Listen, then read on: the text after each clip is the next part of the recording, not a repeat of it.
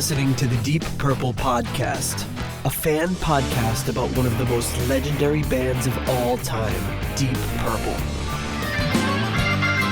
We take a look at the music, history, and people behind the band Deep Purple and beyond.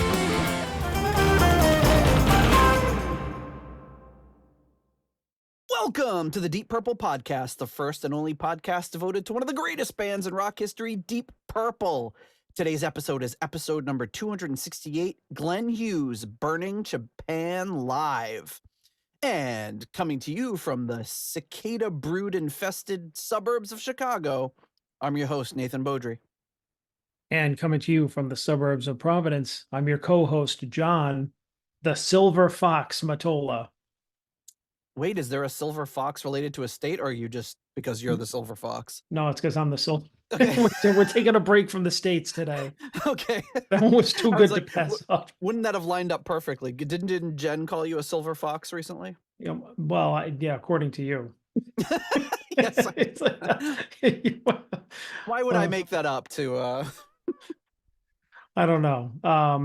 But yeah, so need I say more?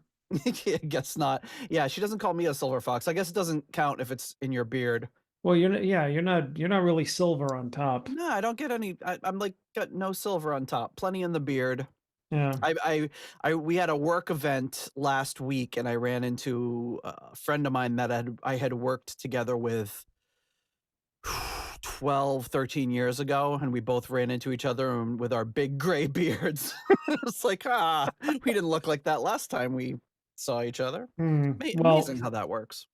Well, I mean, it's been a source of some commentary because obviously I recently stopped coloring my hair, which I've done for quite a while.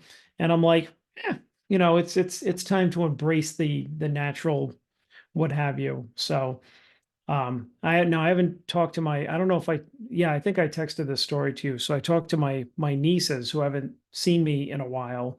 And I went on FaceTime, and the little one saw me, and her eyes went wide open, and she had this big smile on her face. And I said, "What?" And she goes, "All the color went away from your hair."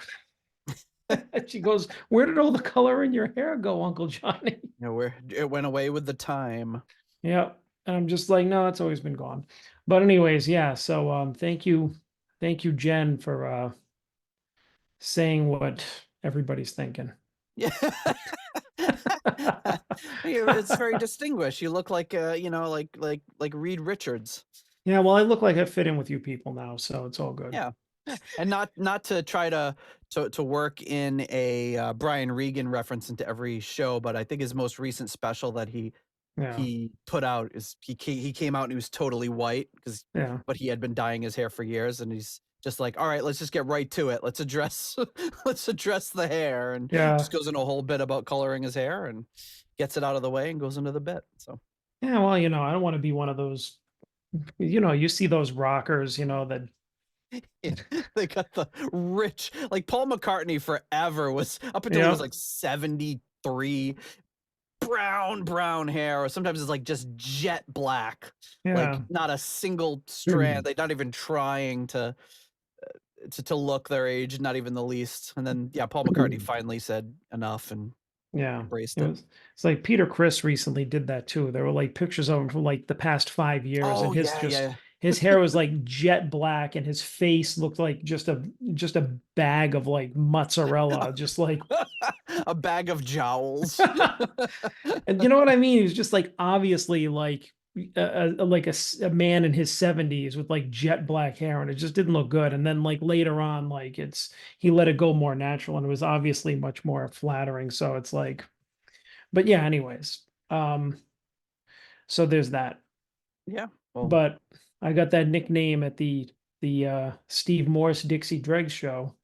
The silver. Oh, that's right. Yeah. She texted. Well, she didn't text. She wasn't on the chain. She would leave the group immediately. What are these idiots talking about? Yeah.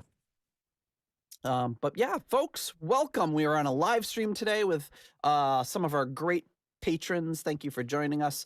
We're doing like an earlier show, so it's great to see some of the folks that generally are should be asleep when we're normally recording. So thank you for joining us on this one. So if you would like to join us for live streams, you can do so a number of ways. One is by becoming a patron on our Patreon for as little as $1 a month. You can pay us on Patreon or on PayPal. You get access to our patrons only Discord. You get access to our rating spreadsheet. What else do we do? There's like one other thing that I always forget. But anyway, Ratings, thank you. Discord. I don't know. Just our patrons are close to our heart, and we appreciate you. Couldn't do the show without you. Really appreciate it. Keeps us ad free, keeps ads off the show. And if you receive some value from the show, give us some value back. You can also support us on Ko-fi or on Cash App, $DPPOD, buy some merch on our Etsy store, or leave us a 5-star review on Apple Podcasts. And yeah, I'm coming to you from, so there's some history behind this cicada thing. I don't, is the cicada news, are cicadas coming out by you too? I don't know. It's like really bad here. So what's happening? So there's these 2 broods of mosquitoes. One comes out every 17 years. The other one comes out every 13 years. So for the first time in 221 years, they're both coming. They've lined up and they're coming out together. Great. And the last time this happened, 221 years ago, Thomas Jefferson was president. And wow. Yeah, so there's just, they're just everywhere. It's just starting here, so it's going to get really bad. But yeah, they're just crawling out of the ground. They're just all over the sidewalks, all over the trees and plants and everything. Yeah, this is going to be a few weeks. It doesn't really bother me, but some people, like at work yesterday, some people were freaking out about it. Some people are really not digging it because they're big. They're totally harmless, but they're big, kind of gross bugs. I mean, as long as they're harmless, I guess. Yeah, they're harmless unless, some people even like to eat them, they say. But I don't know who these people are. I prefer they stay away from me. That's where I cross the line. Yeah. But yeah, thank you everybody. Whoa, hey, Runar Simonson in the chat. Thank you for joining us. See what I'm saying? We get some folks that oh wait, oh my goodness, Ivan Fjellbu as well. We got a double dose. If Newt Morton Johansson dials in, then we're gonna have our 100% Norwegian contingent on. Oh, he said it. There we go. Hey, you owe me a Coke. All right, folks. Thanking our patrons coming in at our executive level at the in memoriam tier, the wonderful late Gerald, Jerry, Kelly, and family. At the $25 uncommon man tier, we have Ovis Nakvi and Purple Maniac. At the 15 squid tier, we have Mr. Allen. At the 10-pound good doctor tier, we have Dr. Mike Catan. At the turn it up to $11 tier, Clay Wambacher, Frank Thielgard Mortensen, Mickelstein, Will Porter, PhD, PP, and Michael, don't call him Bradford Bagford, Richie Mooreblack. And at the $10 someone came tier, Ryan M, Jeff Bryce, Victor Campos, Better Call Saul Evans, Peter from Illinois. And at the Hughesoween by 2033 tier, we have Fielding Fowler.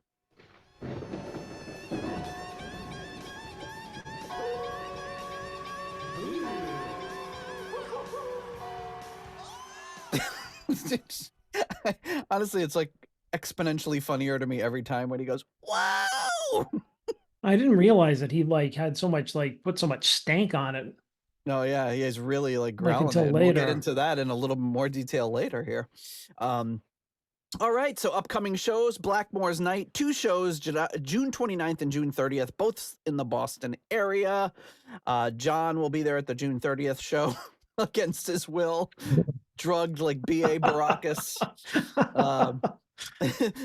Here, have this milk, John. And all of a sudden I wake up. I ain't going to no Blackmore's Night show, you hear? And then I wake up. Is that a lute? Hannibal, you know I don't like lute music.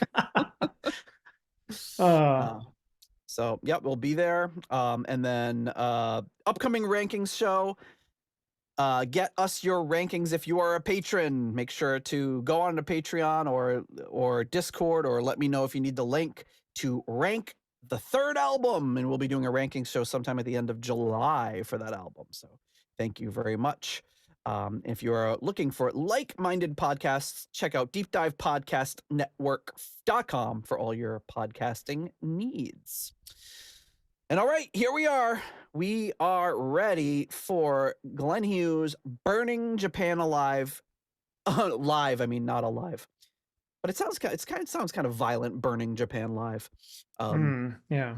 But two performances went into this show May 24th and 25th, 1994 in Club, and I don't know, I'm not going to say this right, Club Sita in Nagasaki. Is it Nagasaki? Sounds or right. Kawasaki, sorry.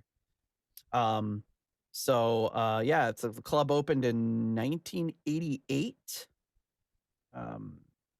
Hosted a lot of great acts there. I'm gonna have to edit the Wikipedia to include Glenn Hughes. Closed in 2006, the club, but here we are. It was released just a few months later at the end of August. So 3 months later came out in Japan. Oh, wait, no, it was released in 1995. Never mind. Over a year later. But here we go. This was from the From Now On tour, which we've covered that album in episode number whatever it was a while back. And John, do you have any history with this one? I do. I actually do own the CD. I picked it up. I mean, it must have been around when it came out. Let's just say within a year or two of it coming out. Definitely picked it up as an import at Sam's on CD because hey, it was a new Glenn Hughes album. Yeah. Or the Glenn Hughes live album. But sadly, I don't have much memories of it because if I had listened to it or when I listened to it back in the day, it wasn't in a regular rotation and, haven't listened to it for quite a while. And then, of course, we've discussed recently how, I've heard a lot of great things about this show, especially coming from Rich, where you could put that in the bank if he's given something a compliment. Then you're just like, I Especially if should it's probably Glenn listen to Hughes this. related. Yeah, I should probably listen to this. And he doesn't like not compliment Hughes, but I mean, No, but he's very he's 50-50 on his performances. yeah, he's much more on the fence. His the Hughesisms that some people do not like maybe as much as we do. He has Yeah. less tolerance for. So when he's really liking it, it's got to be good. Yeah. So, yeah. So this will probably be another one of those like a first listen for me, or Mhm. at least in a while. I mean, technically, I have listened to it, but I don't really remember much about the album. Like, I don't have like it's not burned into my brain like some. Yeah, it's funny how some things just back then made it. Well, and I guess the same is true today, even with streaming and everything. But some things make it into your rotation, some things just don't.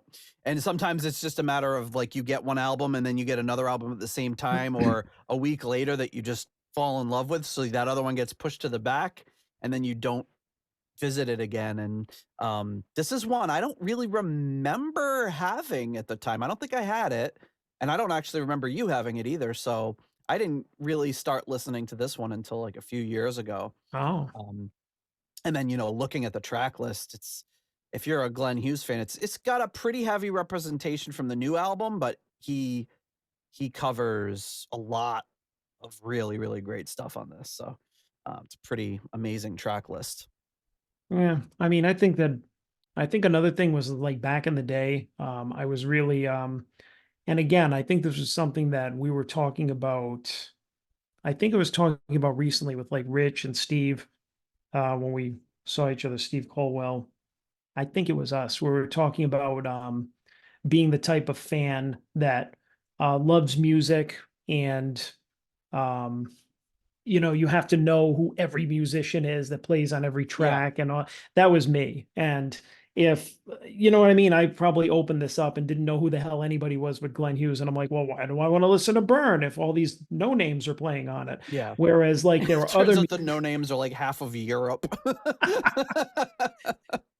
right, but then there's the other part of it where there are people that just like music and it doesn't matter. It doesn't matter who's playing on it or whatever. It's a good song, it's a good song. If they like the album, they like the album. And like I said, it was a couple of nights ago, so it's like definitely like definitely a me and Rich conversation. I just can't remember who we were talking about, but I mean, it definitely does ring true. Like I definitely was that type of fan, and now these days I'm much more like I still like to know who the musicians are, but I mean, if I haven't had this huge long history with them or they weren't with some like legendary band, I'm not like whatever, you know. Yeah, yeah. And well, It's Glenn kind of Hughes the has other had way around. he's had so many backing bands over the years too. Like, you know, you, Yeah. like you're gonna be guaranteed that those people in his backing band are either just some awesome ringer that he got from wherever he was playing, or it could be some amazing person from Europe that you just aren't familiar with, Right. which happens to be the case on this album. And I wouldn't have recognized any of the names from Europe back then. And I don't think I really even realized this was like a similar touring band from the From Now On album until we actually did that episode. Oh. So yeah. So should we get right into it? Yep. All right. So here we go. Starting with the opening track. A track you might be familiar with named Burn. Let me know about volume levels. The voice of rock, Glenn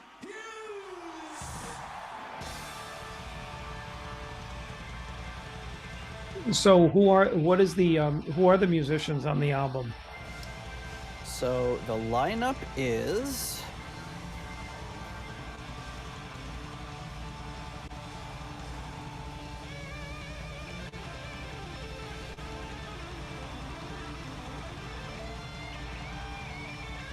I'll go first. Glenn Hughes. okay. Ian, and I don't know how to pronounce his name, if it's Howland or Hogland, who is a Norwegian. Oh, stepped on the opening of Burn there, and also from he's from Europe. The band Europe. The band and the continent.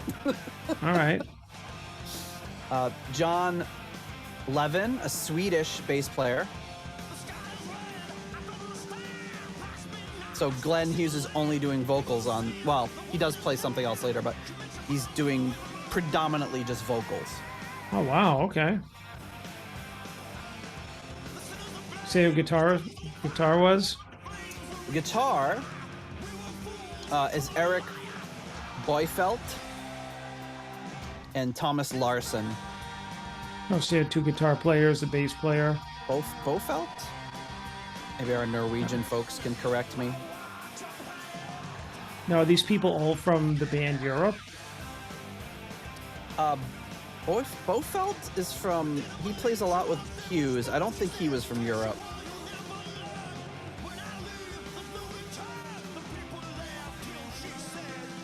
And our Norwegian and Scandinavian listeners can correct me on pronunciations as well as who's in what band. Yeah.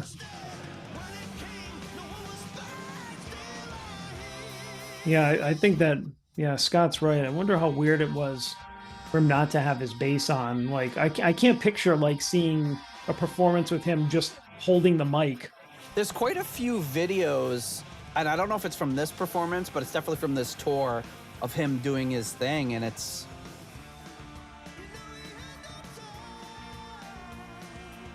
probably feels weirder to him, but yeah, he's so commonly playing bass. Yeah.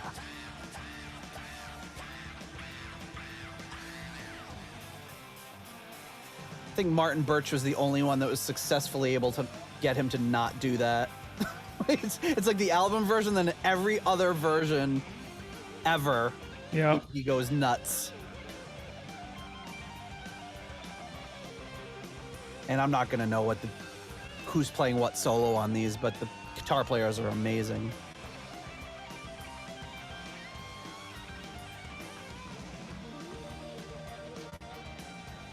Oh, that's true. Hank said that in the Sabbath days he wasn't on bass, he was just on vocals, but that was really like a short run Very for him. brief. Yeah. 6 shows, I think.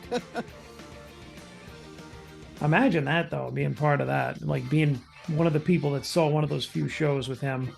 Yeah, like our buddy Terry T-Bone Mathley.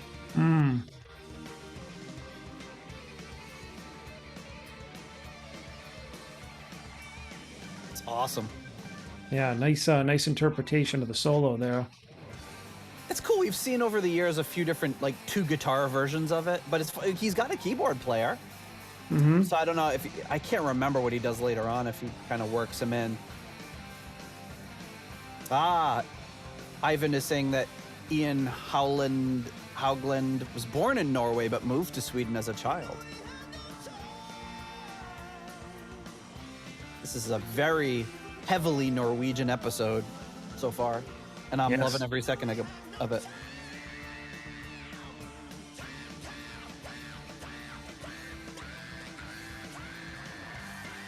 The crowd goes nuts. So now we're doing like a keyboard solo. That's kind of cool. That's where at the end of that scream at the end is like the mixing board. They're like, all right, now pump up the crowd right here. So, yeah, exactly. So the listener knows that that was awesome. That's why it took a year to come out. They were trying to get that one just right.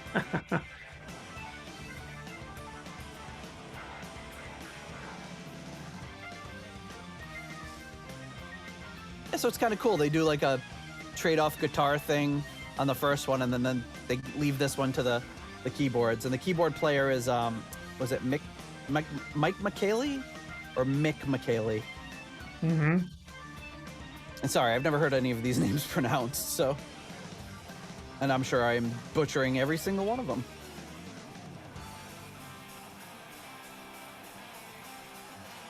But I know at one point he says he introduces him and says either Mr. Mick or Mr. Mike McKaylee.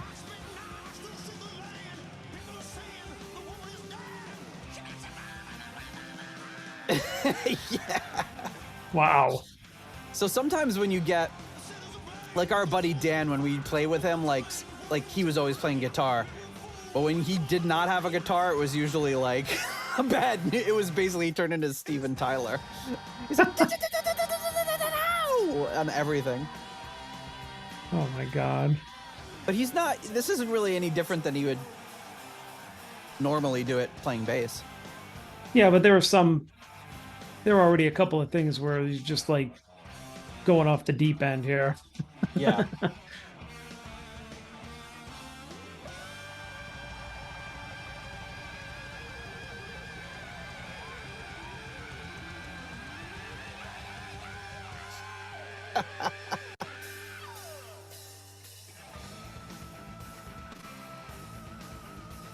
Oh, what happened? Did we? Oh yeah, okay. Yeah, we were into the lyre now. It looked like it had skipped over a song, but it didn't.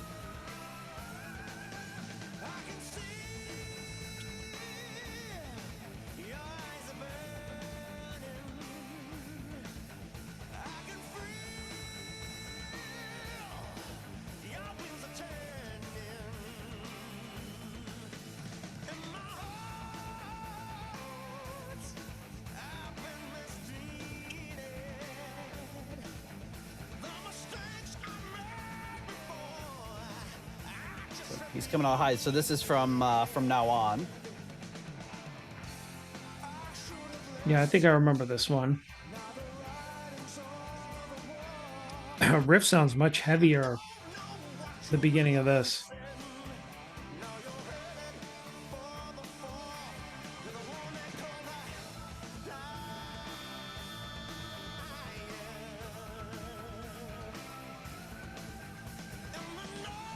I think we compare that to Zeppelin.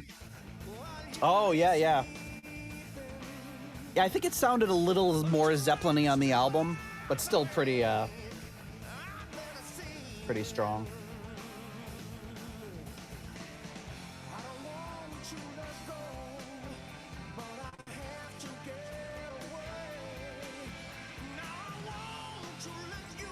What the hell is this picture that Hank posted in the chat here? Oh, I don't know. My screen is all big here. It's a good one. It's Glenn Hughes wearing like a blazer and a tie with a acoustic guitar. I mean, he looks like a country artist or something. He does, huh? That's when he was opening for Conway Twitty. Conway Hughesy, maybe. I remember my cousin Jeff used to always say that they used to had one of those like Conway Twitty commercials on TV. Oh, yeah, And yeah. he had that song, "That's my job. It's what I do." Jeff loved it.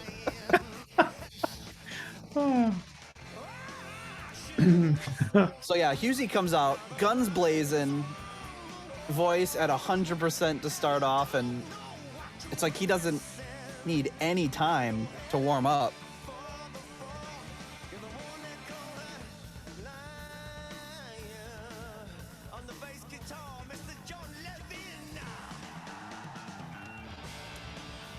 I should go back and repronounce everyone's names after he introduces them. I'll edit over them.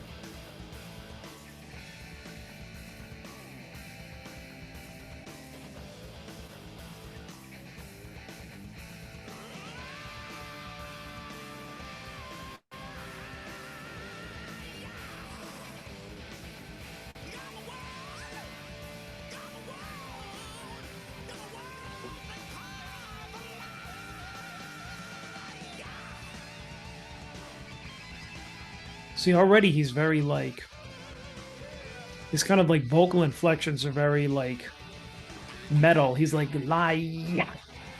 Yes. Yep. Like he's doing like very like he always sings powerfully, but he's enunciating like really like, you know, almost like a gut punch. You can tell he's really into it. Not like he never is, but right. I mean, you would think it would be so much lower stress to do this than do this and play bass, but he sounds great both ways. Get a little funky guitar thing going here.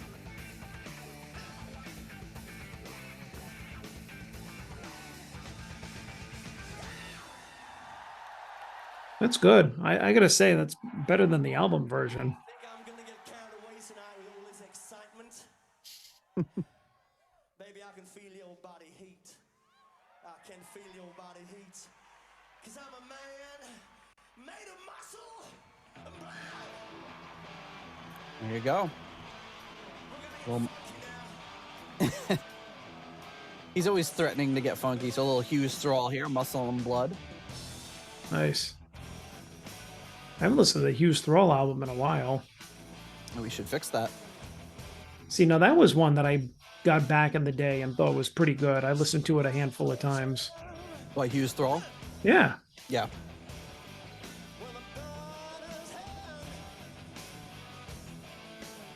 So Hank the Tank said that picture of Hughesy was from Gothenburg in 1993.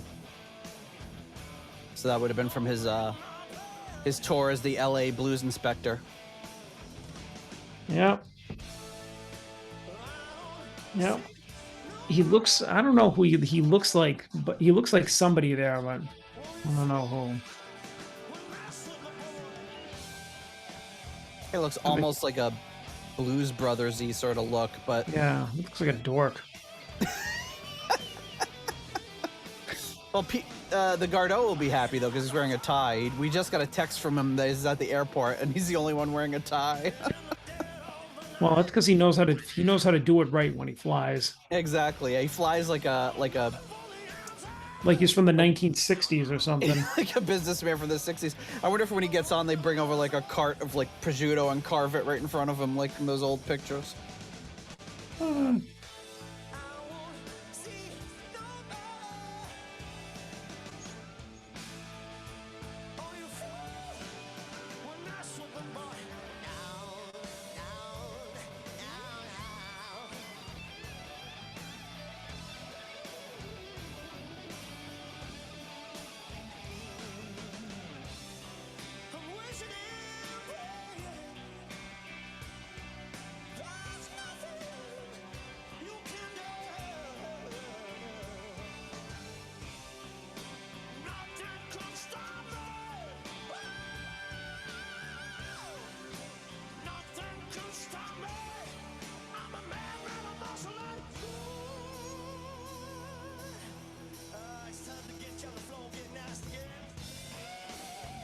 he say time to get on the floor and get nasty here?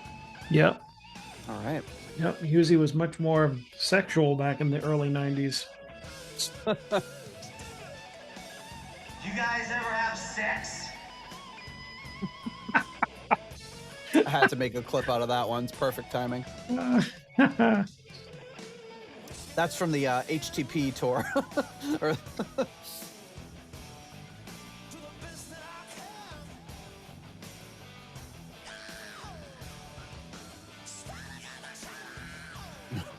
damn. Yeah, he's So I know I was reading like in the. So I know there was a time around this time where he got cleaned up and then he kind of had a relapse. yeah. In the a little later in the 90s, I think 97 or so, he cleaned up and has been clean since. But I think what I was reading is that this was during his period where he had cleaned up, and I can't make out what he's wearing in this album cover though. It I looks always- like some like old ladies doilies. I mean, I never got a good look at it, but I mean, I always thought that it was like probably like a kimono because it was like burning Japan. It could be. I mean, it's got some patterns on it, whatever. I could just picture it being a kimono. I don't know.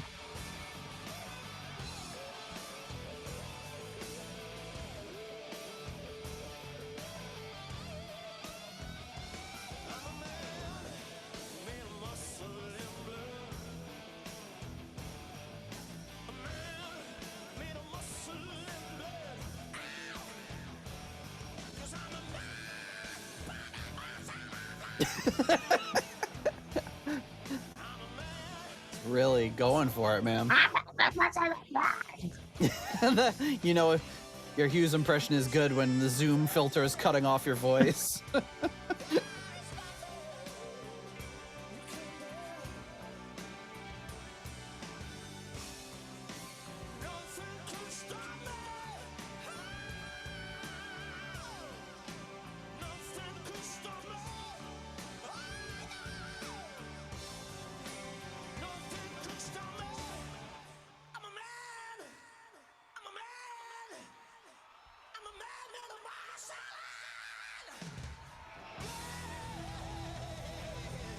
Band is on fire here. You sound Definitely, great. yeah. Because I've listened to this album, you know, a handful of times, but never this focused, you know.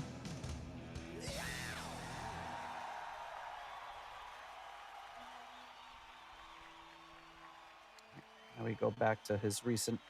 We'll do 3 tracks in a row from now on. You know, it really feels good to be back. One day at a time and all that good stuff. Well, there you go. There's. Maybe that's why I thought he was clean on this. Right, because isn't that what the message was of this album? One day at a time. Yeah, trusting your higher power and all that. Yes. Yep. No, that's like from one day at a time is AA sort of Right. stuff, right? It reminds Right, me but you of. know, But it's definitely has the sound of somebody who's like, I'm sobered up and I don't care for it, you know. Whereas now he's been sober for such a long time. Like that Ozzy video back in the day where he's like, he just looks at the camera, he says, "Sobriety fucking sucks." actually, yeah, you're right. And this one where he's just like and all that good stuff, it Yeah, sounded that like, you know, son he of was just he's just kind of like, son of a bitch, I want my drugs. Yeah, it's got to be really hard. This is a great song. I feel like these From Now On songs really shine on this live performance, where he's had some time with the band and they've really. It's just hard to deny the energy behind them.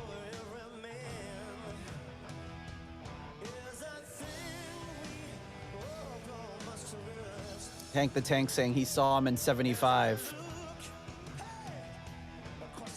and before the '93 gig, and a big change here. Only imagine.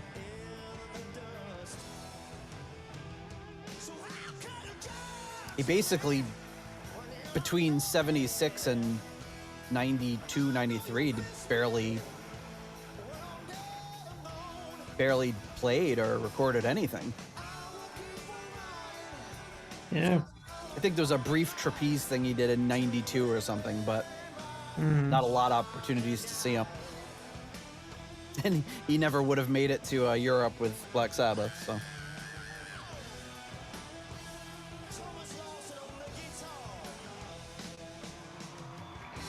Do you see? He always said Thomas Larson, so that one I can pronounce. Ooh, that was like a little Randy Rhoads sort of thing almost.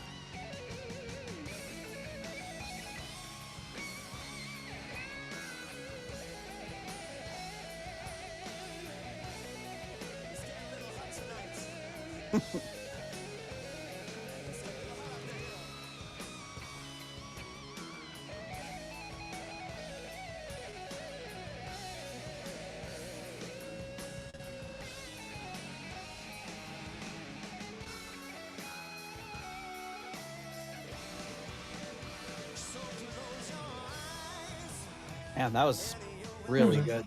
Yeah, good melodic solo. Yeah, I love his style and the melodies he was throwing in there. Someone with some obvious chops that is not just showing off. I say, like, you know, this one and the previous song, I don't like as much. I mean, no doubt the sound of the songs, the songs sound really good live on the album. I just don't think that I like this song a lot. I don't hate it. I don't hate it, but I think it's just like kind of the same thing that I had said when we were reviewing the album, is that they're all just kind of very like, slower mid-tempo-ish type of songs. They don't really, you know, not like the first couple where they were really like getting you going. Right.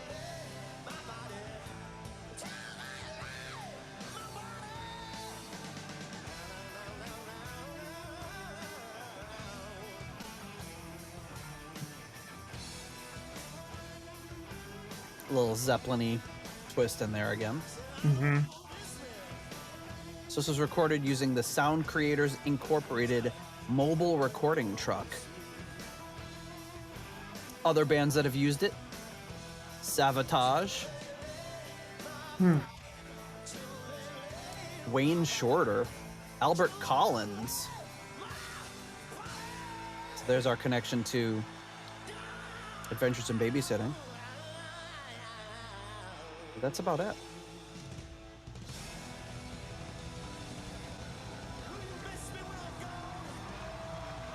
Of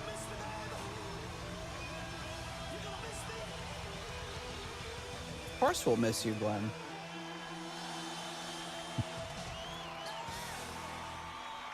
He's fishing for something. He's sounding desperate. Will you miss me?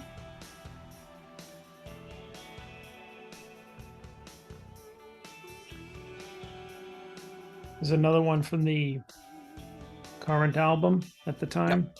This is the second of 3 from the current album. From now on, the titular from now on.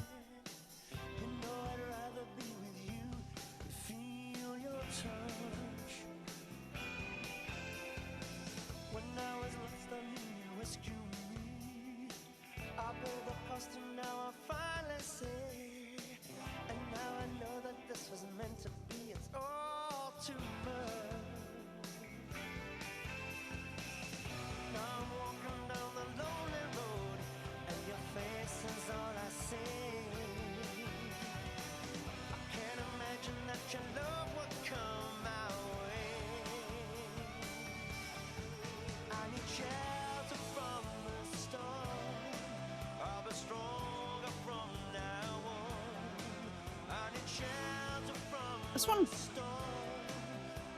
this is such a different sound to it. They do a nice job of doing it live. Yeah, I was going to say, it's that the chorus has a really nice melody to it, which I remember from the album, but I kind of like it here better.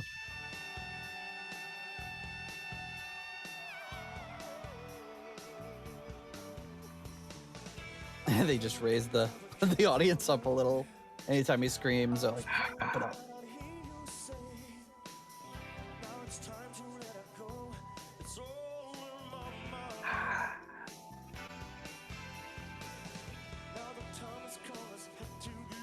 I should do some post-production and put some additional applause in there. Sweeten it up a little more.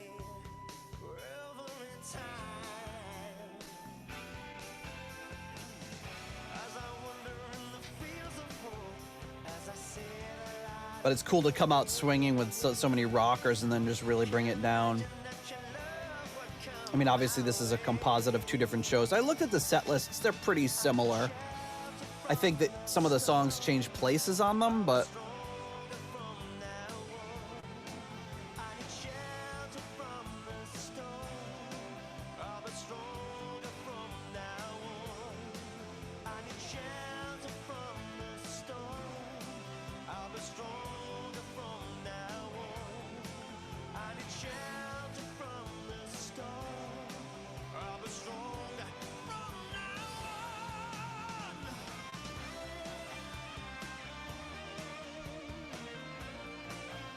so on the Glenn Hughes website, in his discography section, he has a little blurb about every album, and then he says favorite song on the album and favorite ballad on the album. Mm-hmm. So the favorite song on this album is the next one, Into the Void. Yeah. And the favorite ballad, I will tell you when we get to it. It's funny to call it like a favorite ballad like it's not a song. Yeah, I was going to say, what's a ballad if it's not a song? My favorite song, well, this is my favorite ballad. And this is my favorite ballad, which is completely, it's not a song. It's a ballad. It's not a song. Let's be perfectly clear about that. Does it have words and music? Then it's a song, Chuckles. So Hank the Tank saying this is cheesy, but somehow I like it. It's got a really kind of a catchy chorus. Yep, I agree.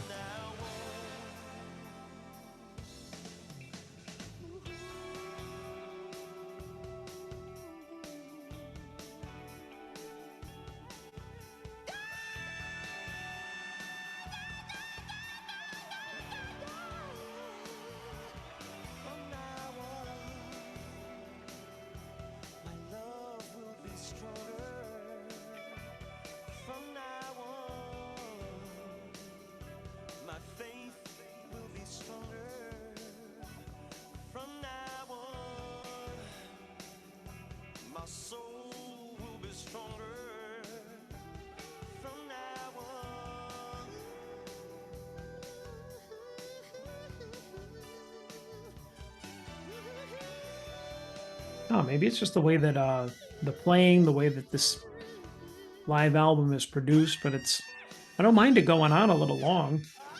No, it's great.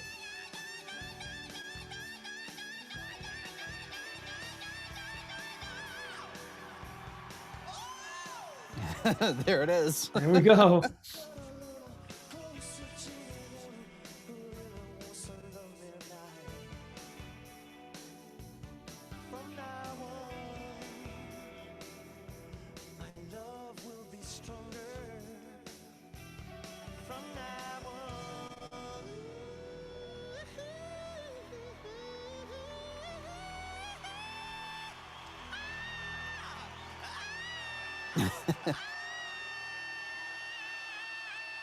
Well, it seems like he's feeling that one, but not as much as the next song, which is his favorite song on the album. And that's Into the Void. It's good. Would you mind playing an introduction to a wonderful piece of music? Mick McKaylee.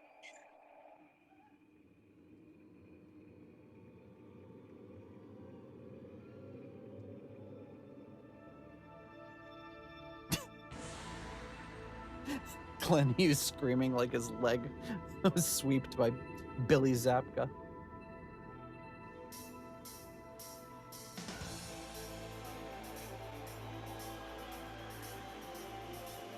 Oh, this was the conceptual Hughes, right? Like the last song on the album, like that epic, like kind of like Space Odyssey song. We live in dangerous times. Yeah. Yes. Standing on the ledge, there's no time to think it over. Get into the void. Is this the last time that you will question my faith? This is the sea, I guess it wasn't the last. It's like somewhere in the middle of the album. crimson sky. Maybe it was either the closer or it ended the first side. Oh yeah, it probably ended our first episode. I can recall the moments in time. I tell you, my brother, fame is a dangerous thing, and I can see through you, your flesh and blood. Let's say goodbye to the past. It's a long time gone. Now I have fallen on sacred ground. You run against the wind. You hear the starting gun. Now don't you turn away. Now look what you have done. If you wanna make that move, get into the void. I don't know that this was my favorite on the album.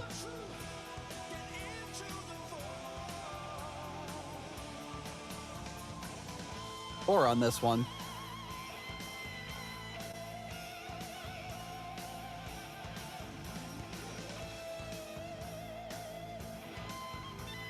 That was almost a Steve Morse sort of Mm-hmm. Hey, Zoom let that one go through on you. Yeah.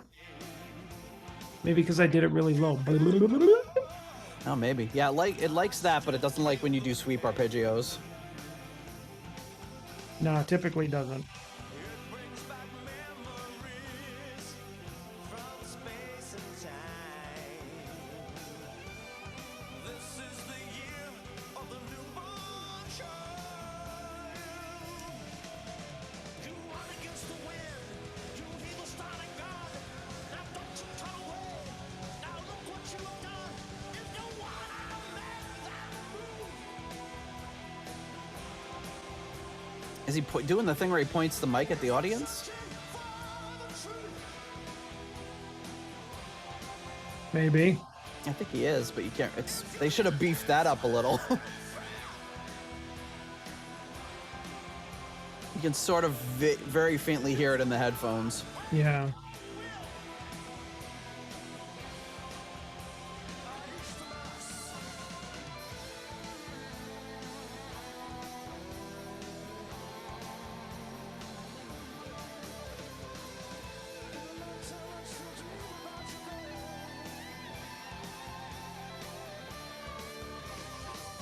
Oh, Scott's asking if we're watching a video. We are not.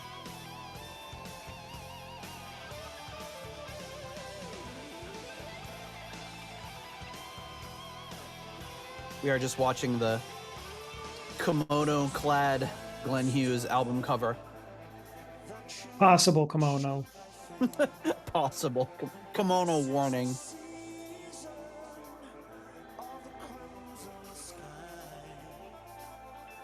It looks like one of those little doily things like your grandma would have in her china cabinet. Yeah, or her robe closet. Or her kimono closet. You run against the wind. You hear the starting gun. Now don't you turn away. Now look what you have done. The rivers have all dried up. The locusts in the sky. You better make it up. So get wanna try.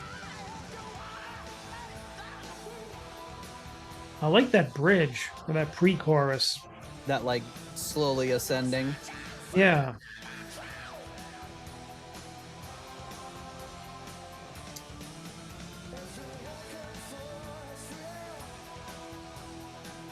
I can't find any pictures of what he was wearing at that show, but I do have a picture of him in a vest doing like a pose like Ian Anderson with the one leg up like a crane. Yeah. That's weird. Oh, I think I found it.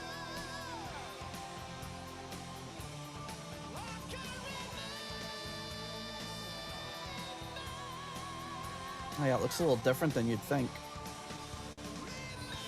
I want to see. Yeah, I found it on the wrong computer here.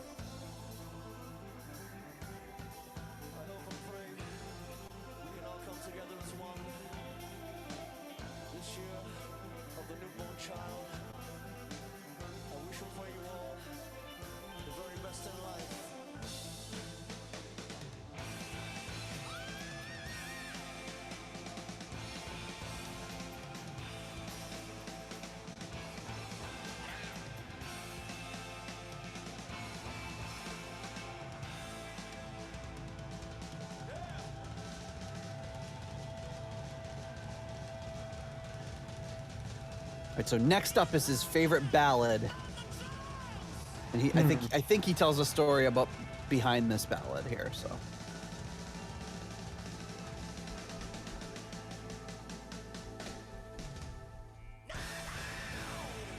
I was fooling around with something today at sound check. I figured you might want to hear it.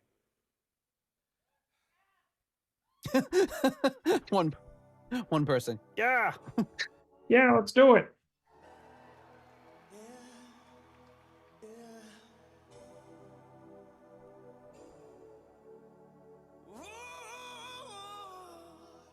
Cause I'm still in love with you. What am I gonna So apparently he just wrote this like right before the show. Still in love with you. Did he really? That's the story. Okay, here's the picture in the chat of Glenn Hughes's outfit.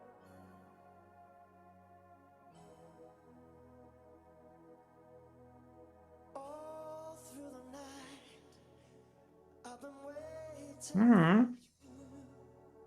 A little different than I thought. It's like a vest with like a Flowy multicolored sleeves. sort of thing. Feel the same.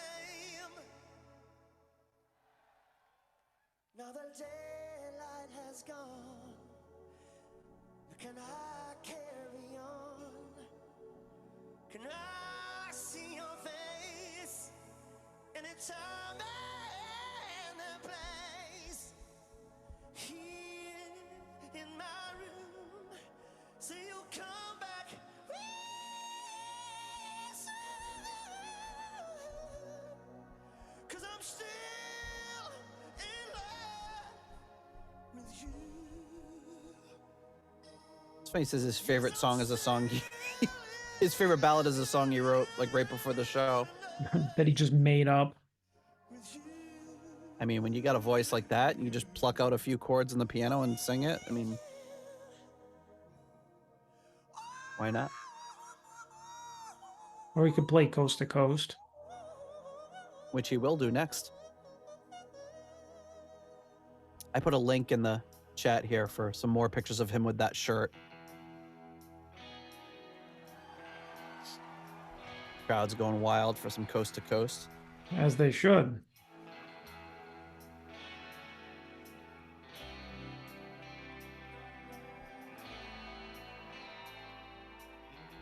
Oh baby, oh baby, gone today, just passing.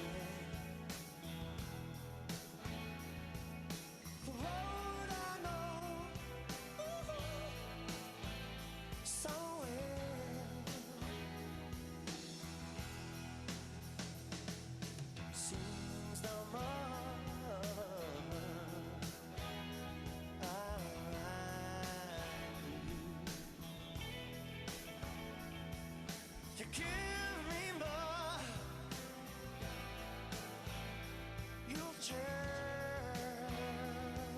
Love this song.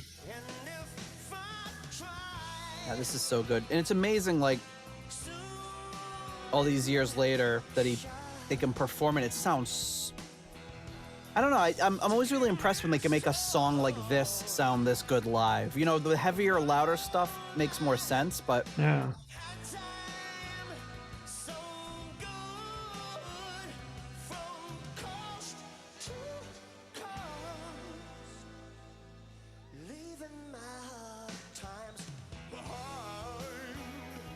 Ooh, what's that?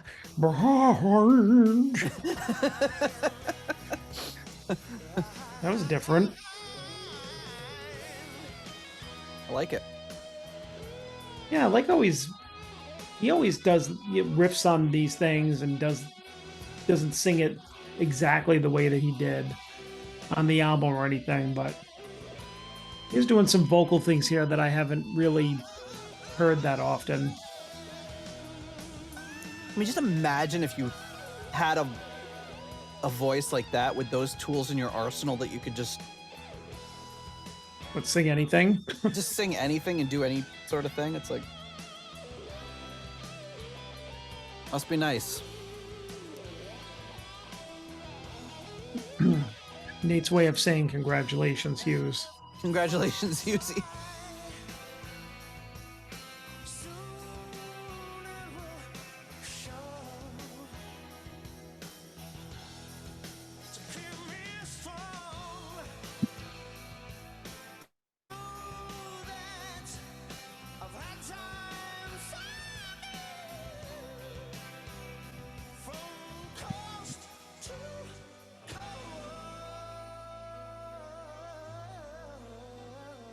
Scott is giving a lifted eyebrow emoji to Glenn's shirt.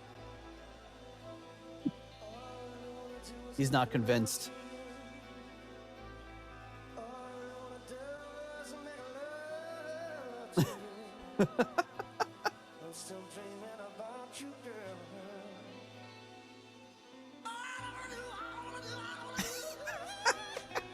What? All I wanna do, all I wanna do, all I wanna do.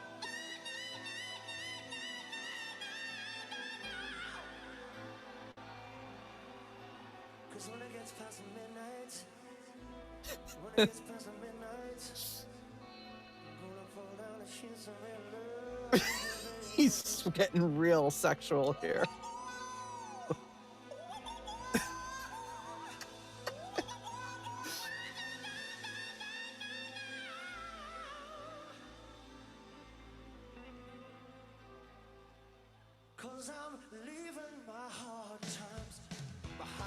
Well, I don't know. You figured that, was it like almost the past 20 years he was like blasted out of his mind. So now he's like, oh, my mind's clear. I'm horny. I got to make up for lost time. All I want to do is make love to you. And I mean, who wouldn't with that voice? I mean, anyone would be powerless, regardless of anything.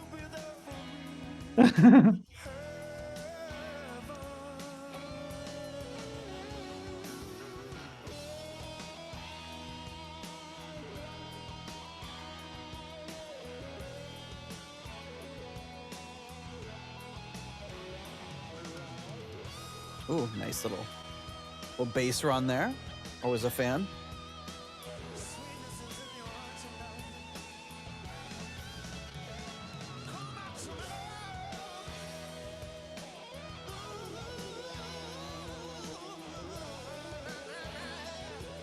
So the ticket from one of these stops on the tour, that would have been just a couple months after this. BBM, Bruce Baker, Gary Moore with Whitesnake. Mm-hmm. Glenn Hughes featuring Europe. They're just kind of saying it. That would have been a good show to see.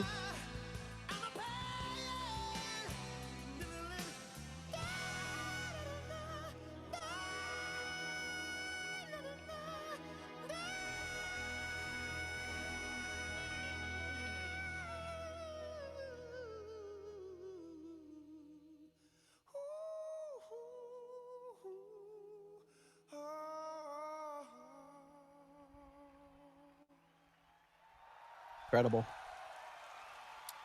My favorite ballad. Yeah, I would go with that one, although the other one was very good. When I was a young boy, I had the very fortunate opportunity to meet a young man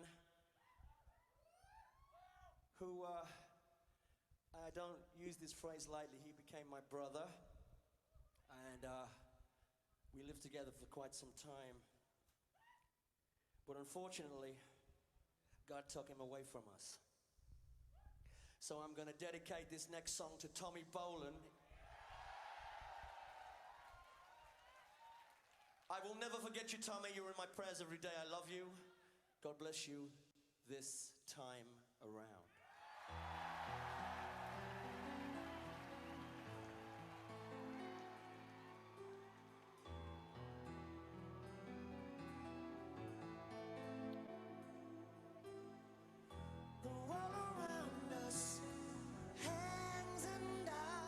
So you know I'm happy. Oh yeah. And they find a way to work this into the set. I am right there with you.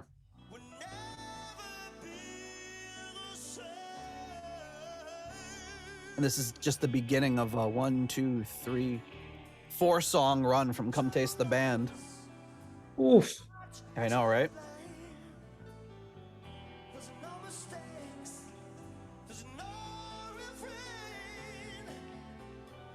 It's cool they're doing like those little volume swell things on the guitar where Lord had overdubbed the synth. Or maybe he did it live, I don't know. Sing it with me. As I look around, you can't be found. I would have been really bummed if he just pointed the mic at the audience and didn't say anything. He doesn't pull that shit a lot though. Yeah, he just did it that one time, but didn't work because he couldn't hear the crowd.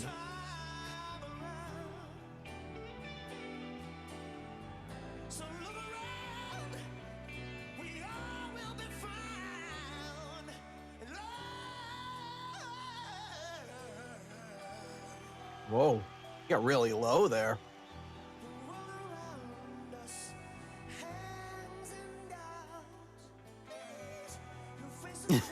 That was snuck that in there.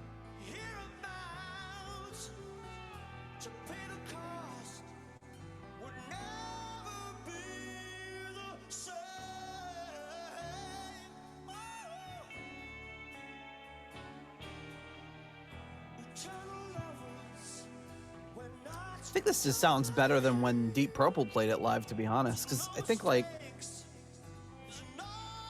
Lord usually used the organ for this part, and it sounded cool, but I like that piano sound better. Yeah.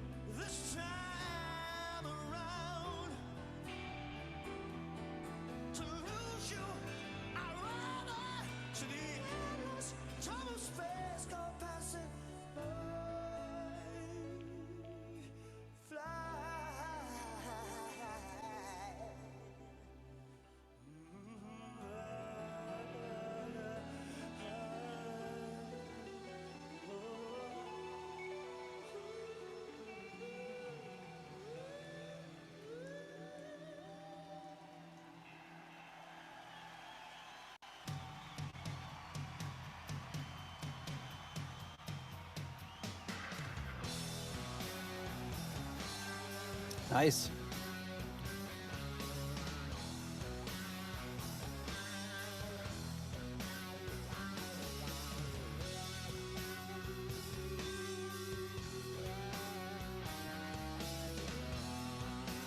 I feel like this is such a simple instrumental, but yeah, not easy to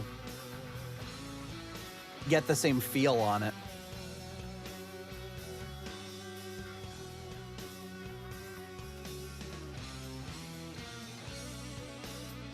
Oh, that's cool.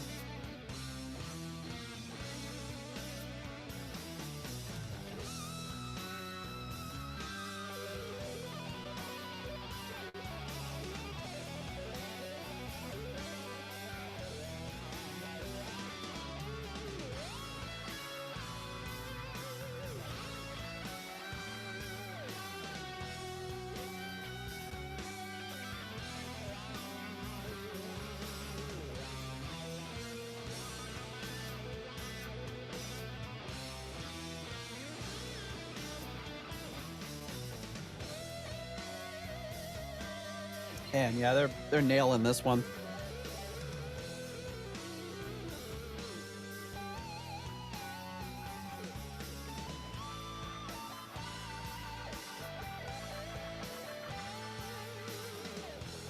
Yeah, they definitely got it down.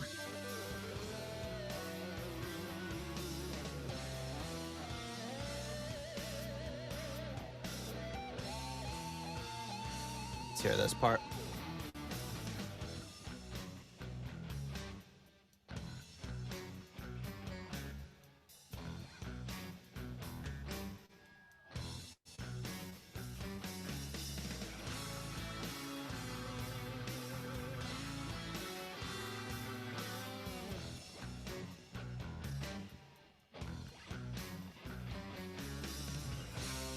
My band back in the day did this, but we were a trio, so it was hard to... Well, you just did this part, though, right? Yeah, we didn't do this time around. We just did O to G. Ideally, I would have loved to do it this time around, but I don't think I was quite at the levels. No. Musically, we could have done it as an instrumental. But yeah, that was a great version of that song. Yeah.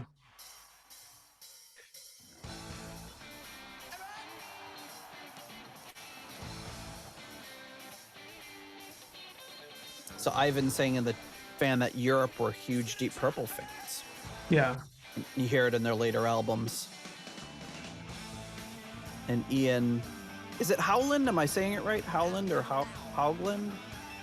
Said, I remember the first time I heard Speed King, it was like being hit by a freight train. In my opinion, this is the first true hard rock album. Mm-hmm.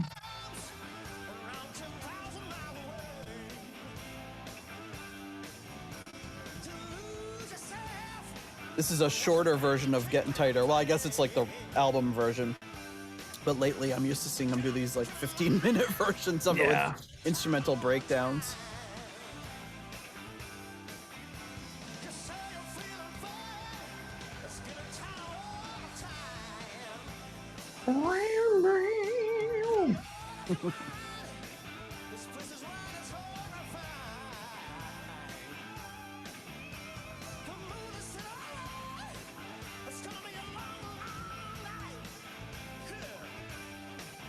Yeah.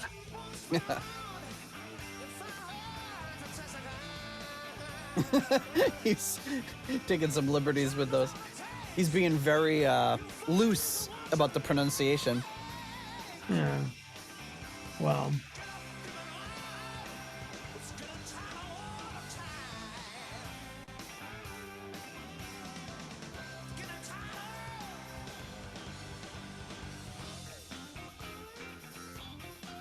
He didn't do the woo there. Woo!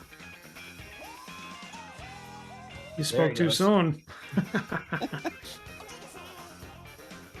Ooh, listen to that guitar.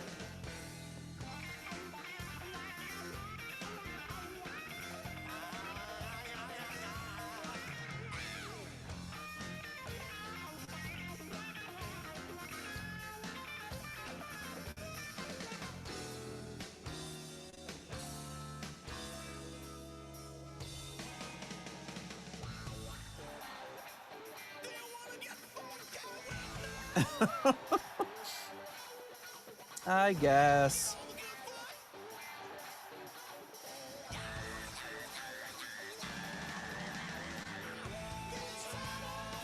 Oh, somebody's singing with them.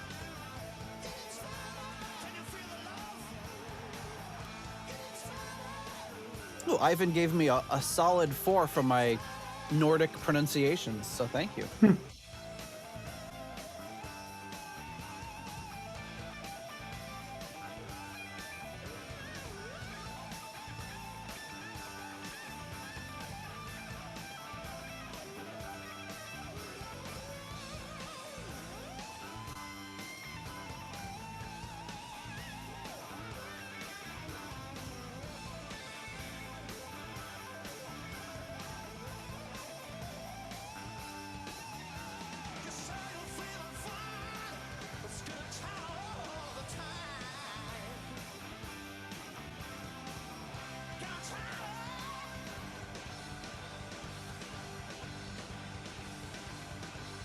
Oh, the CD's skipping.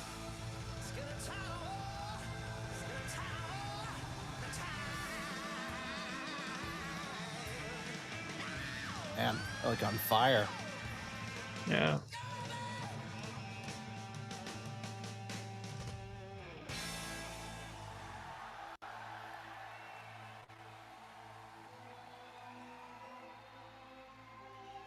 All right.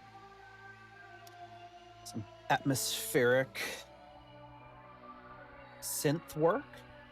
It's in my soul, baby. 'Cause I'm a soulful man. It's deep inside my body. I hope you understand. Don't you get a little closer to me? Can you see?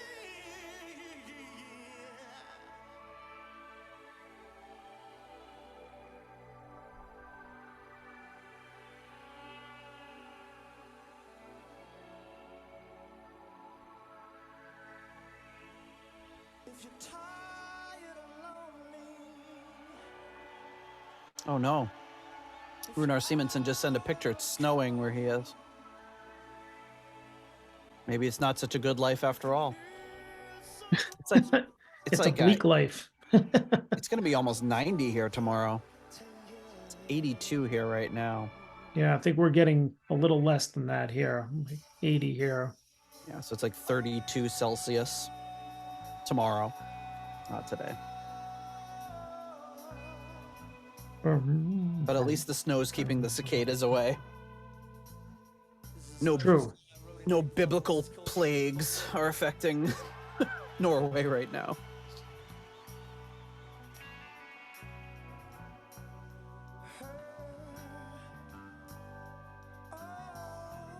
Great bass tone. Yeah, very rich. Talking to you, sweet thing, you beautiful girl. Oh, 0. Yeah, it's perfect snow temperature. I'm never gonna get to sleep tonight. He is really horny on this one. Yeah, he isn't. He's all wound up. Everybody sing the words with me. And who can blame him?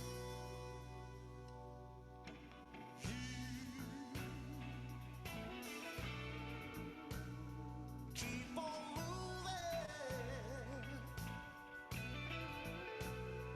Far away.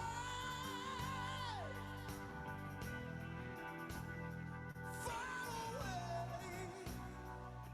I'm sure he had no problem getting his muscle and blood working that night. Oh, Keep on moving. I love you. Far away. Far away. Scott Haskin must be enjoying this. I know this is one of his favorite songs.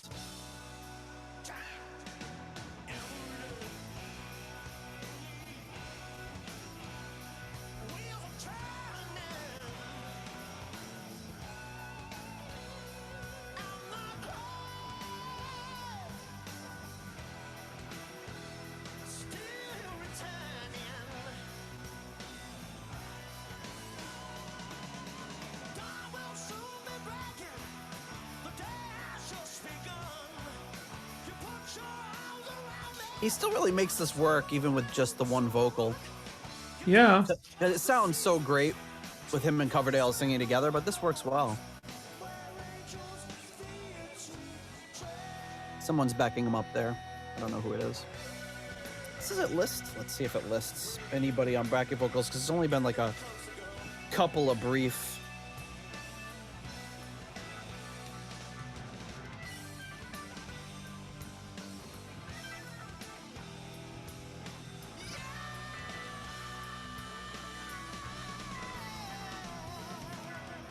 Oh, mcbride.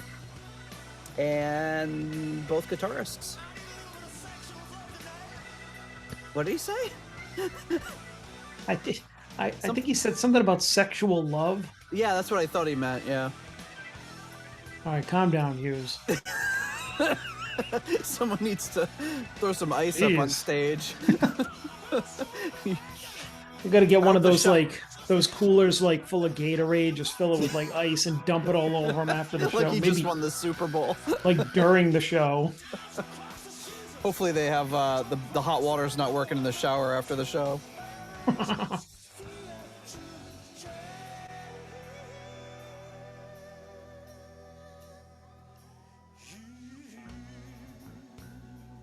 Sing it with me.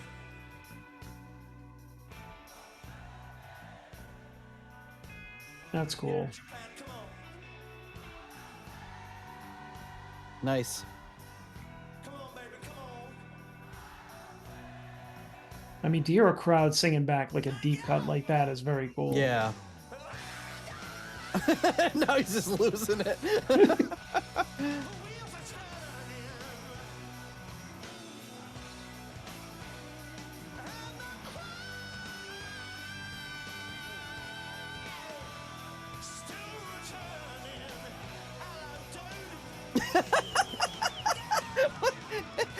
Hello, dude. Oh my God, he got really just cockney all of a sudden. Hello there, governor. He's just like, I'm just your lovable chimney sweep. It almost sounded like somebody jumped up on the stage who shouldn't have been there, and he's like, hello there, dude, and like Probably. security came and escorted him off.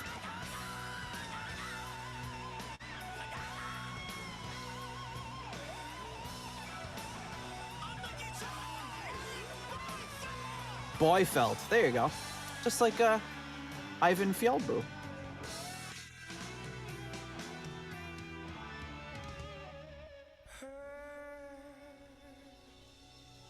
I nailed the ending.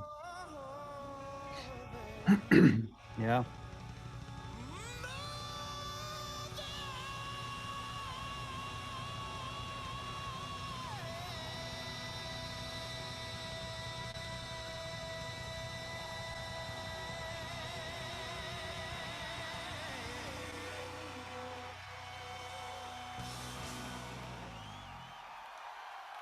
Awesome. Hello there, dude. Hello, dude. Yeah, I love that song. From the Stormbringer album, Lady Double D. First, I thought he was saying that was from the Stormbringer album. Nice. Yeah, this is another good one. Get out of my way. I'm getting tired of you. There ain't no chance doing what you wanna do.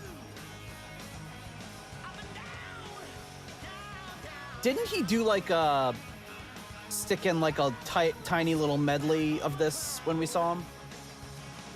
I think Oh so. no, you weren't there at that. At the most recent time I saw him, I think he put in a little something like this. Probably would have done the same at your show. Nah, I remember he was No, having no, a it was bit, Highball Shooter. It was Highball Shooter. a I'm bit sorry. of an off night. The show that I saw, the last show I saw him at, I think. He's handling the Coverdale vocal pretty well. Yep. Like, this song suits him. Oh, totally.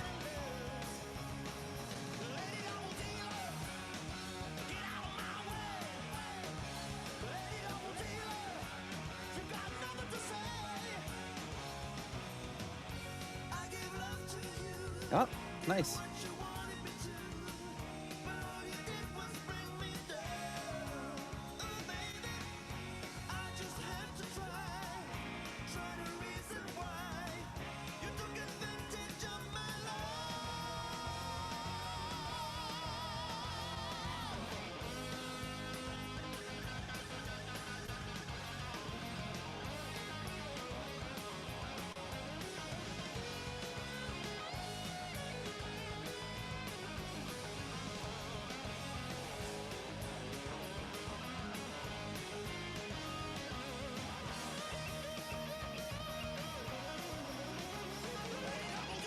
Oh, nailed the solo.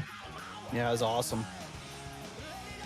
Yeah, you're right. I mean, these guys aren't like playing note for note or anything like that, but they're like very tasteful, like really melodic, just really good chops. Yep. You know, great players.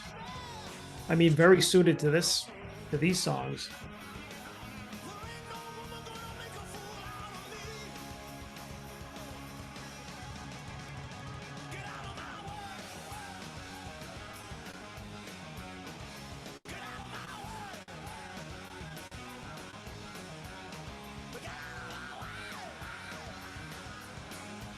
Cool delay on the vocals.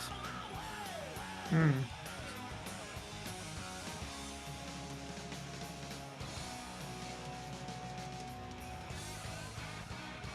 The drummer is just killing it.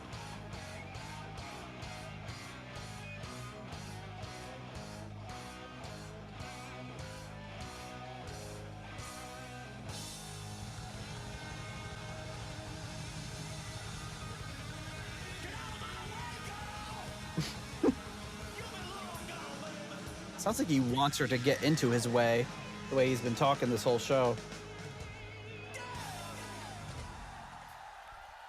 I know, right? Thank you. Sure look good tonight. I bet. We want to thank everybody for coming out to see us tonight. I can promise you one thing. I will be back.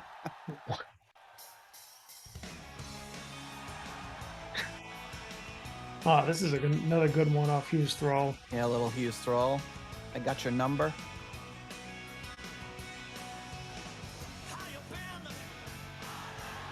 Whoa.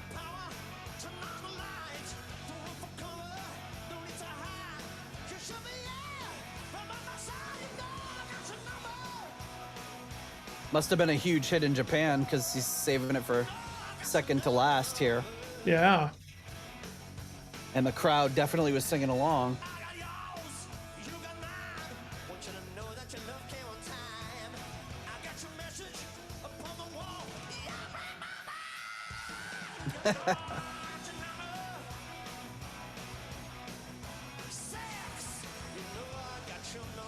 Did he just say sex?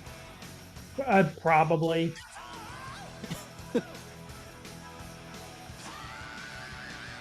He just, I got your number. Sex. Maybe it was good that he was like kind of like subdued in that way back in the 70s, because there's no way him and Coverdale could have been competing with each other like this.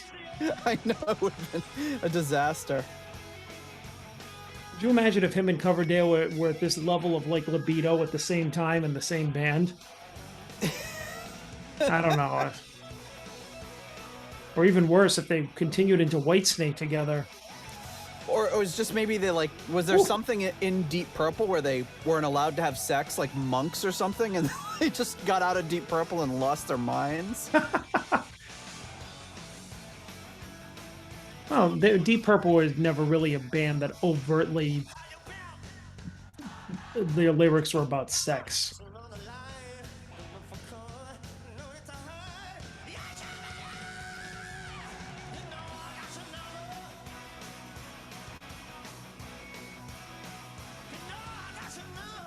Except for that one of those, like, was it one of those later shows where Coverdale was singing Highway Star? Oh, and he said big black tits. And it's like, we know what big black tires is supposed to mean. Stop it. Yeah, he was like, sorry, Ian Gillan's lyrics are too subtle for me. I gotta spell it out for everybody. Things about the car to be about a woman.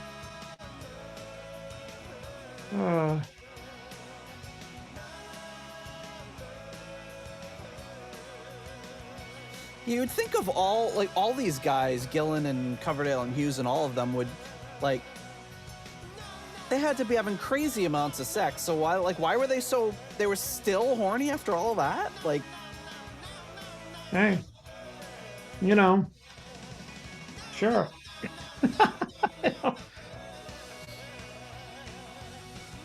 I guess it's like chocolate. The more you have, the more you want.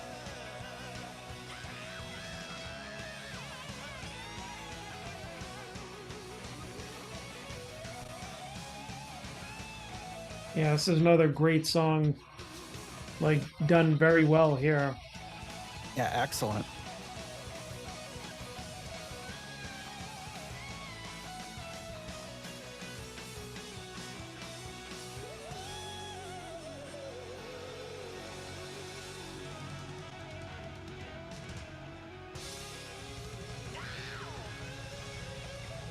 All right, let's see.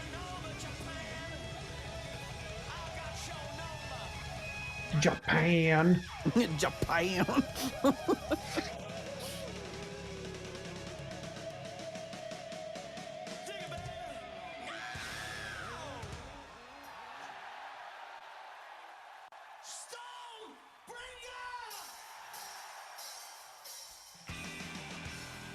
It does kind of like the made in Europe thing. Mm-hmm.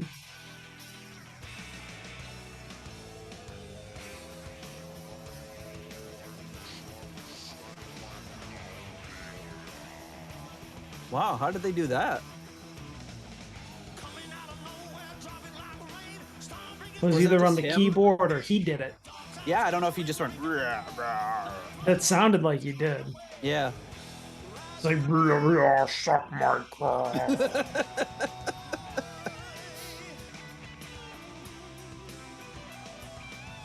That was a cool little Oh. take on the Ritchie part.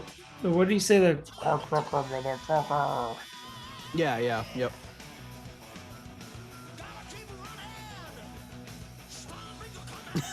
Hank the Tank says maybe he burped.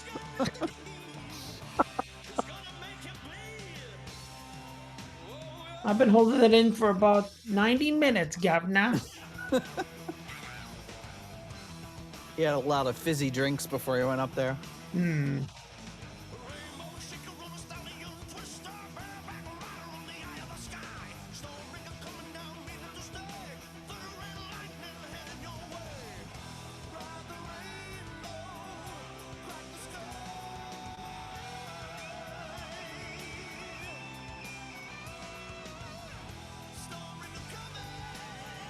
I guess there's some vocals backing him there too, but it sounds much quieter.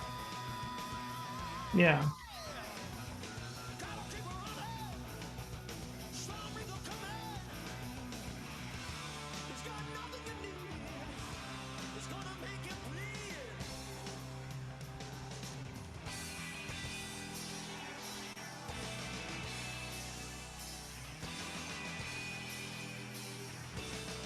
Keyboard's a little low there, but Yeah.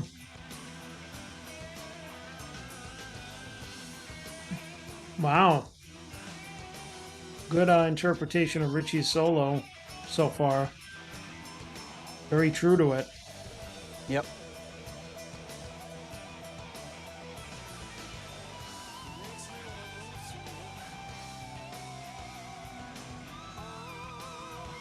Did he say makes me want to make love to you? Again, probably. We're just going to guess that he said that, yes. Any ad-libbing has to do with sex. Because it's like this had nothing to do with the song at all. It's like, actually, I changed the name of the song to Sex Bringer. Sex haver. Sex Haver. Haver. What's that? It's somebody that has something. They're a haver. Exactly. Hmm.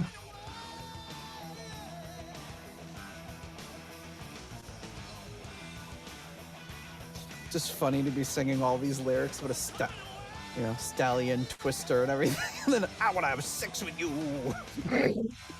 Is it the horse he's talking about? Oh.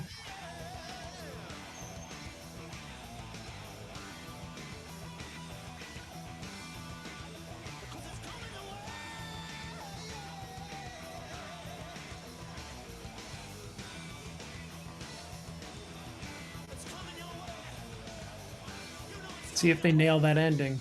Yeah, that's what I'm listening for. Wow. Nice. That was good. Double That was guitar. great.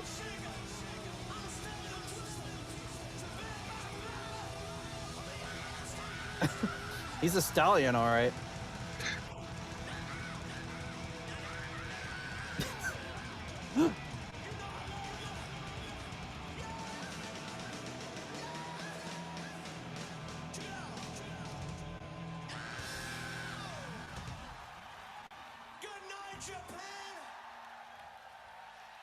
All right, somebody get this guy laid. My name is Glenn Hughes, and I love you. God bless you all. Take it easy now. Any birds that want to come backstage? I just took some Cialis. All right, Probably folks. didn't Well, need any. Jeez. we're going to go right into our core level patrons now. At the $7.77 Keep It Warm Rat tier, we have Michael Vader. At the $6.99 new nice price tier, we have Spike the Rock Cat and Sugar Tea. At the episode $6.66 tier, Steve Coldwell, Arthur Smith. Getting support from the patron Arthur Smith. Anton Glaving and Charles Meadows. At the $6.65 Almost Evil tier, Kenny Wymore and Richie Sucksmith. At the $6 What's Going On Here tier, we have Mr. Richard Fusey. At the $5.99 the nice price tier, Robert Smith and Carl Helberg. And at the 60 kroner Scandinavian Nights tier, we have Newt Martin Johansson.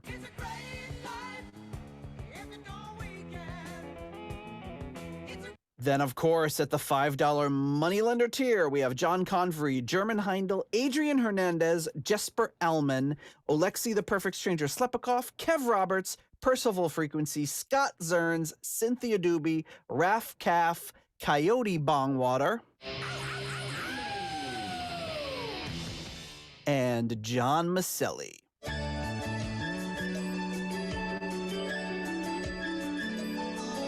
Room service. All right, there you go. I think Hughesy's going to need some room service before this is all said and done. A little room service. You know it. All right, so John, any closing thoughts? Patrons, closing thoughts? Yeah, I thought that was really good. Yeah, it was I mean, you know me, I'm not one for live albums. I mean, I probably wouldn't listen to it again, but I mean, it was definitely a entertaining listen. It was a good listen, great versions of the songs. And I like that he had some great musicians that like didn't try and reinvent the wheel. They just stayed true to the spirit of the songs by playing like just what fit. You know, they weren't trying to mess around with it, or they were, you know, very appropriate for this style of music. And I mean, why wouldn't they be? I mean, Hughes wouldn't go out and get a bunch of schleps. So Yep.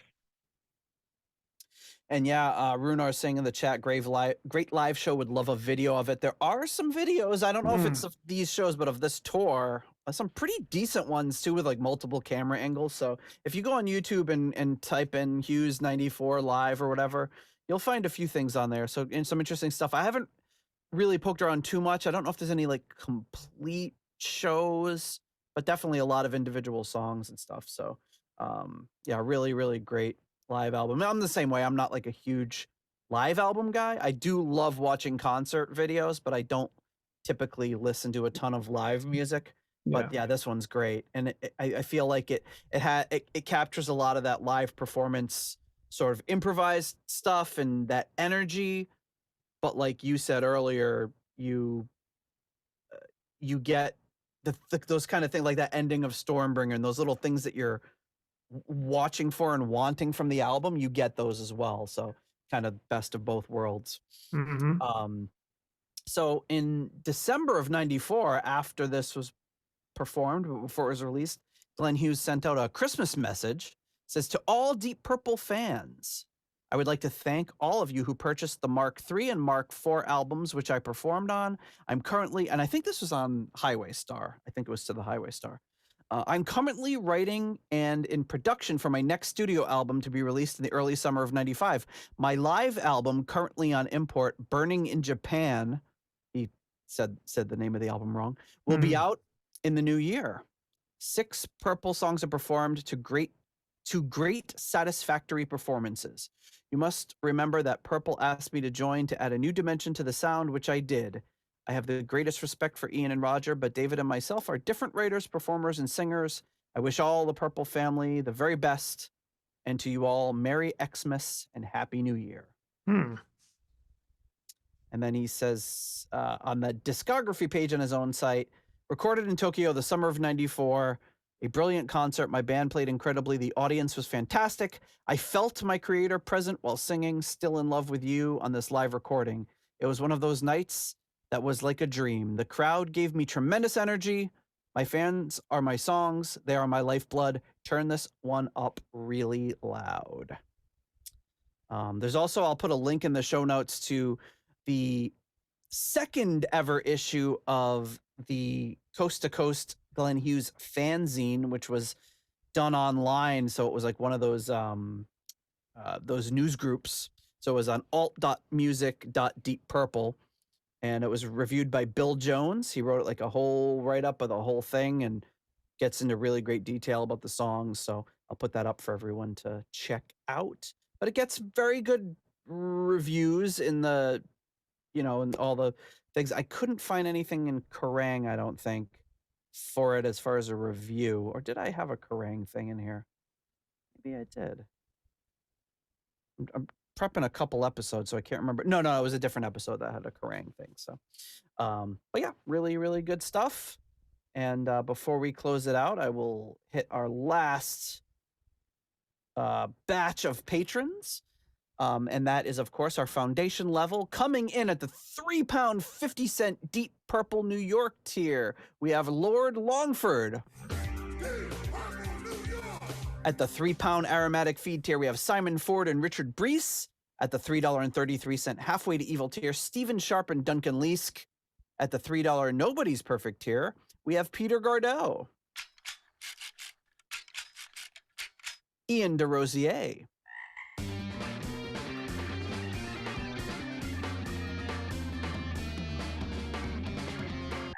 Mark Roback. Stuart McCord. We have Ivan Fieldboo on the stream. And Runar Simonsen, also at the stream, coming in at 2/3 Norwegian energy level, or whatever you would call it. Maybe there's a Norwegian word for that we can even use to describe the current level of Norwegianness in the chat. We have JJ Stenard, Ruinous Inadequacies, Corey Morissette. We have Ashley.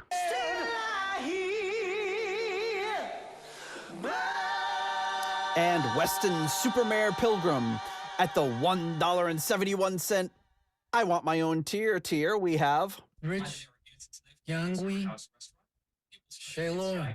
At the 10 kroner tier, we have Karsten Lau. Cold, hard Danish kroner. And at the $1 made-up name tier, we have the Gravy Double Leaker, Leaky Mausoleum, Stephen Somerville Concerto 1999 Fanatic, Hank the Tank, Private Eyes, Ashen Lionel, Blackmore Tights, Steve Down to Earth Kohler, Zwapper the Electric Alchemist, Anders Engstrom, ICDC, Durple Purple, Purple Swede, Swede, and David Haddam. Thank you so much to all of you for your generous support of the Deep Purple podcast. Could not and would not even think about doing it without you. All right. Oh, so Hank the Tank says the most popular name in Gothenburg is Glenn. Okay. Well, there you go. So he's in good company when he goes to Sweden. All right.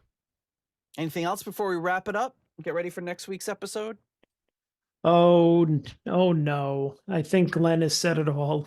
He has said it all. Yeah, Anything, I'm any all horniness you want to add to the episode, or is that have enough? yeah, I'm all worked up now. I have to go take a cold shower after this Yes. album. Yeah, I'm just gonna go stick one of those like little ice freezer packs into my pants and go make You go, dinner. Woo, woo, woo, woo. I'll be woo! Hey, maybe that's how he does it. We don't know. Yeah, that'll do it.